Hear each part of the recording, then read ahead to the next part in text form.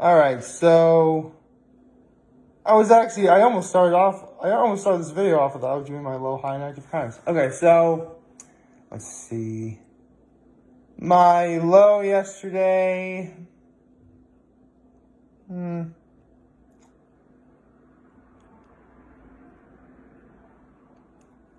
What was my low yesterday? Holy cow. I guess my huh. Man, did anything bad happen that would constitute as a low? I don't know. Holy cow.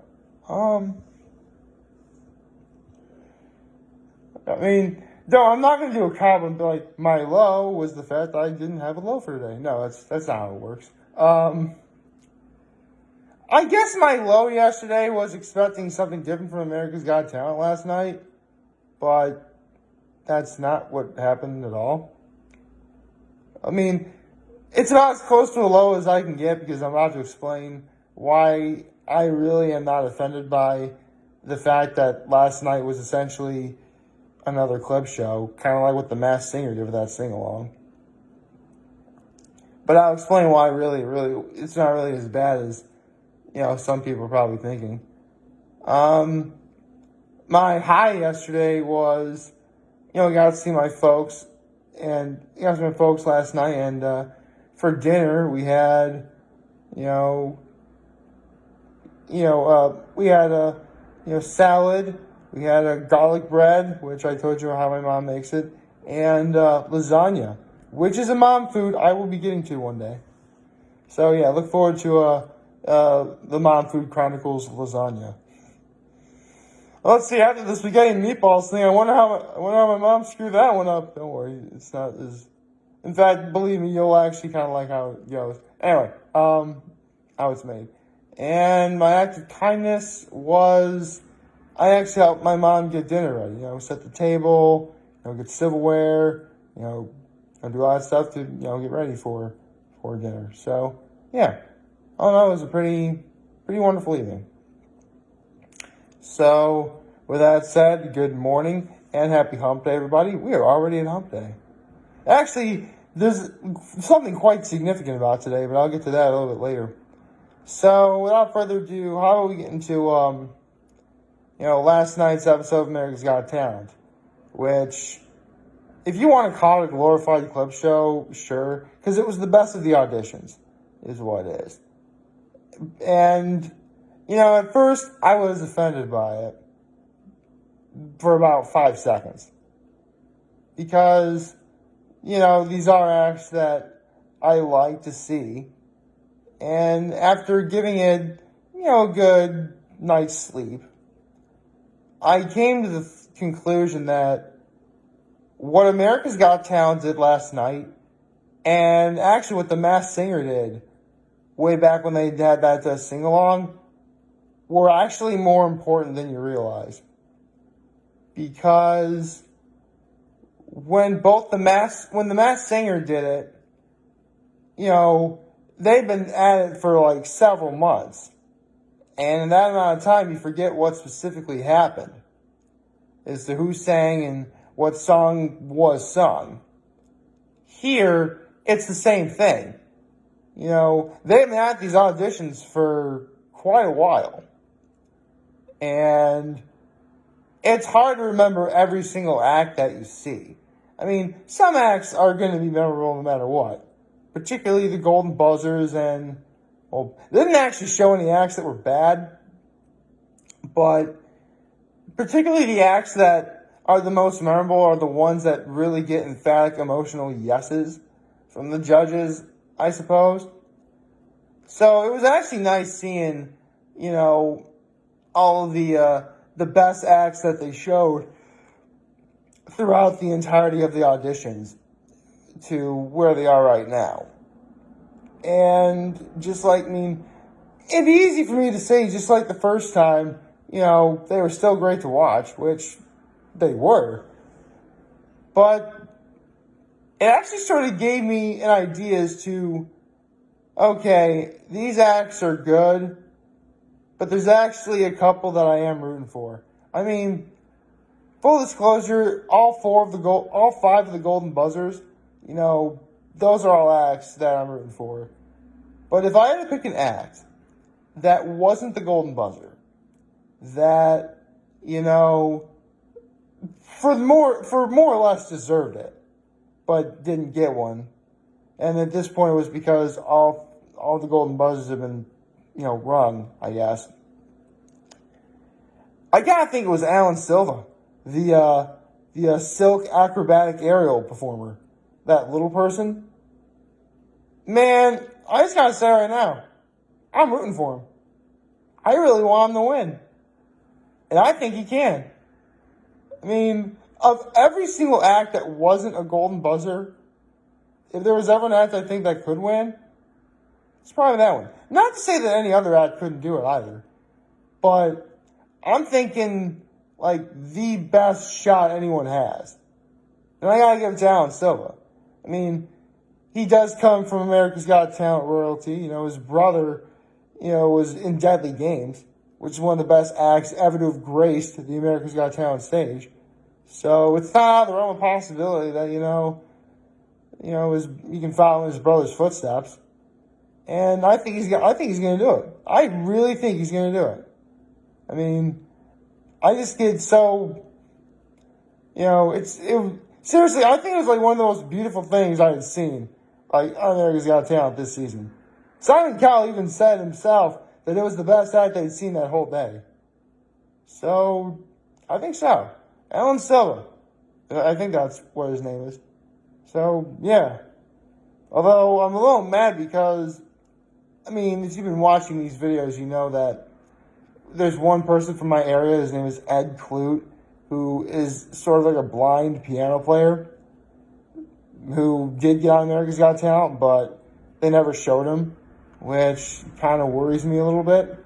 Unless they're going to do one of those things where they don't show him, or he actually did make it to the next round, they're not going to show him till then, which I hope that's the case. Anyway, again, that's my 2 cents on what I saw. So, I'm sure a lot of people are probably upset by the fact that this was just a best of thing. You have to understand, with the way the world is now, this really was your best possible option. Because you're not really going to be able to do anything until things are settled down. On the other hand, though, it does give you some time to, again, it gives you the opportunity to think, that act did happen in the past, didn't it? I want to see what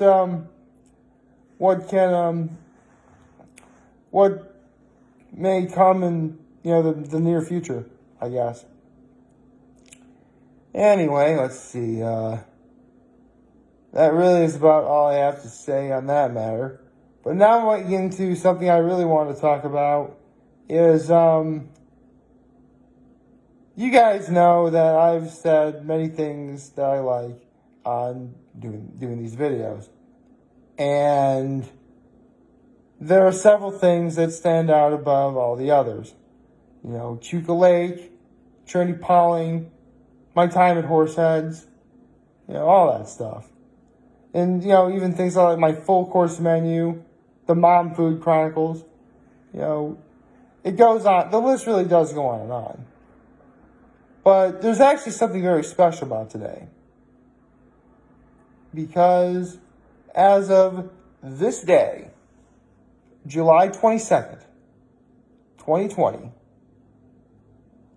One Piece has been in publication for 23 years.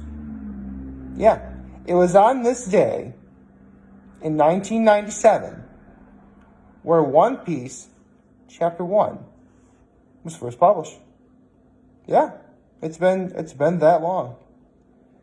And with near 1,000 chapters in, it's still going strong. Now, you're probably thinking, wait, 23 years and only 985 chapters. Wouldn't you really would need more like over 1,100 or something? And yeah, it really would be. But you have to understand, even though it's weekly, you're not going to get a chapter every week. And the way things have been I mean, even without COVID-19 being a thing, even though there would probably be more than 985 chapters, I don't think we'd have 1,000 yet. We'd be closer to it than we are now, but we wouldn't be there. I would say we would have been probably in the 990s if I had to make a guess. It probably would be either 989 or 991. It'd be more than 985, which is where we are currently, but it would be not that much more. Because, even without COVID-19, you still have to have breaks. I mean, Ichiro Oda, the creator of One Piece, who, fun fact, was actually born on January 1st. Yeah, he's a New Year's baby. Anyway, his schedule is completely crazy when it comes to making it. Because, and I've said this before, he wakes up at 5 o'clock in the morning every day and nonstop works on the series. In fact, he's even taken special precautions, like literally having himself being locked in his own office so he can focus on creating the manga, to make sure that he's able to make a quality product. That's how dedicated he is to his work. And if that wasn't enough, he goes to bed at 2 in the morning, only to wake up 3 hours later and do it all over again. Yes, he really does get 3 hours of sleep. He's been doing that for 23 years. Now you see why you're going to have a couple breaks here and there. Or, actually, I wonder how many breaks he has done over the years. Definitely over 100 breaks. Maybe even 200, I don't know. But it's definitely a significant amount. So, it really does beg the question at this point. Well, it begs two questions. One, is One Piece too long of a series? And two, is it ever going to end? Well, if you're an impatient person, in this order, the short answer is yes, it's too long, and no, it's not ending anytime soon. But the long answer is, irrespectively, mind you, it depends on what you mean by how long something is for you. And I swear that's not any kind of innuendo. And it will end. There's just some stuff that needs to be sort of, taken care of. Because as far as we are into the series, there is still a mammoth amount of things that need to be told. There are so many plot points, so many backstories, a lot that needs to be taken care of. And, in fact, some people even theorize there's going to be one more time skip after this whole series is over. Which, why not at this point? Because at this point, anything could happen. We are literally at a point in the series where One Piece has actually utilized the concept of time travel. Literally anything can happen now. So, yeah, actually, how rude of me. My collar isn't neat. How not very professional of me. I guess. Well, let me do it. I just sort of noticed it just now. I'm sorry. There we go. I think I just made it worse. Okay. So, with that being said, when do I think it's going to end? Well, Oda did say in an interview back in 2014 that One Piece had 10 years to go. Sorry, my computer screen came off. So, 10 years to go, meaning 2024. But with COVID-19 being what it is, and how chapters haven't been able to come out as much as they have been, Not to mention, I said before, there's a lot that needs to be told. I wouldn't mind seeing Oda go for an even 30 years to 2027. It could. I mean, a part of me wanted to beg the question, because it's pretty obvious. I'm going to reach 1,000 days of doing videos long before One Piece reaches chapter 1,000 at this point. That goes without saying. I'll beat it by like several weeks, several months even, especially when there are as many breaks as there are. But it really does beg the question, what could be next? Will One Piece end? Or will I reach doing this for 1,000 weeks? I mean, that would be over 20 years, which means One Piece actually does have a shot at ending before then. But with so many jokes about how long One Piece is One Piece going to end? We don't know. We really do not know.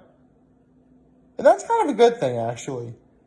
I mean, the best part about being a mystery is even when several questions are answered, so many more are being asked in a way that's intriguing and fun. And I really like that. Because there's a lot of mysteries that need to be told. Like, what do the ancient weapons look like? You know, will everyone in the Straw Hat crew achieve their dreams? What exactly is the One Piece? What will be the means of getting the Laugh Tale? Again, there's a lot. And I'm going to continue reading it weekly until that fateful day when we do see that final chapter, whatever chapter number it is.